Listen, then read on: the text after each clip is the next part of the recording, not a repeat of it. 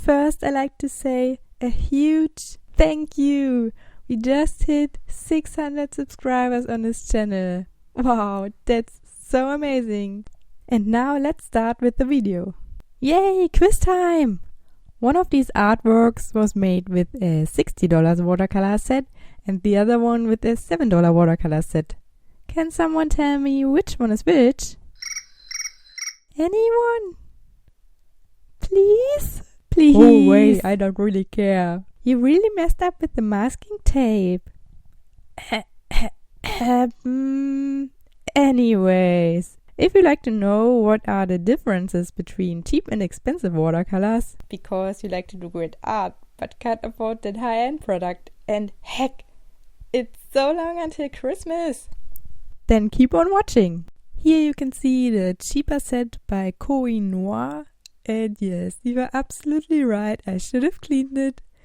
And I am so in love with this packaging. This is the most clever design I've ever seen for an art supply. You have different parts and also a mixing palette included in the cap. And this is the expensive watercolor set by Schmincke. There's also a mixing palette included, and this set comes with a color chart to fill in.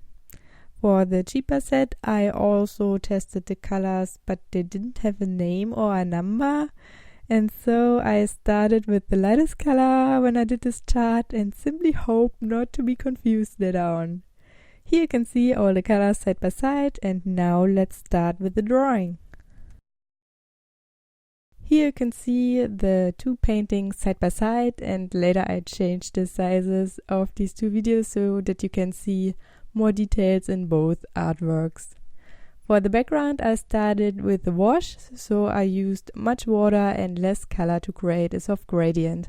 After it dried, I added a second layer to get more vibrant colors, and this was the part that was most difficult in handling the cheaper watercolors. It's really hard to activate these colors, so when I wanted to add pigments to the paper, I couldn't add much water because then I wouldn't get a pigmented color on the paper, just a very light wash.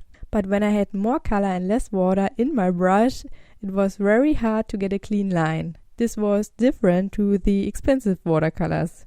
Very different, actually. They were easy to activate, and even with much water mixed, I got a very high pigmented color on the paper. So during the painting process, the cheaper colors were way harder to handle. And I also needed much more time for the parts I did with the cheaper watercolor set than I did with the expensive one. Just in case if you're wondering, this blue stuff I just removed was masking fluid. I decided to go with an orange tone for the hair because in both sets these tones are very bright and vibrant. As you could see in the beginning, these sets come with different colors. The cheaper one didn't have a purple tone but 4 brown tones instead. And in my opinion, that's a bit too much brown. The expensive one has a skin tone, which was very handy, but I easily could mix a skin tone with the cheaper set too. In the expensive set, there were 3 yellow tones included, and that's also not my personal preference. But yeah, as I said, it's just my opinion about the color choices. After I finished painting the hair, I showed the 2 artworks to my husband and asked him which one he likes best, and he said the one with the cheaper colors. So I didn't tell him which one was which, so he didn't know that this was the one with the cheaper colors. So he just decided based on the colors he could see on the paper.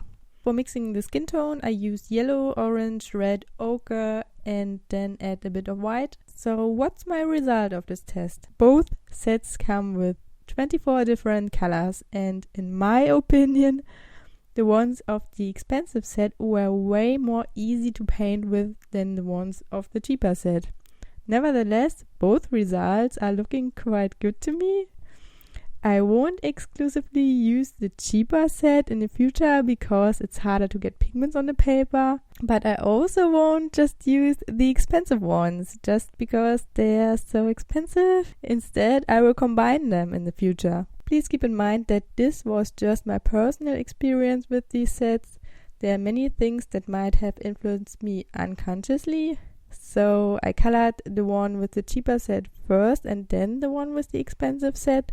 So there could be a learning effect that I knew better how to paint in the second picture. So this would be an advantage for the expensive colors. And I also might get bored by coloring the same drawing twice, so that I wasn't motivated and rushed through the second drawing. This would be an advantage for the cheaper colors. Yeah. In the end, you have to decide on your own what you like to try, and I just can give you an impression of the things I noticed. Yeah, and that's all I have to say. What do you think? Which drawing do you like best? You can write it in the comments. I'm really curious. And if you like the video, please give it a thumbs up. And if you'd like to see more weekly art videos on my channel, then don't forget to subscribe.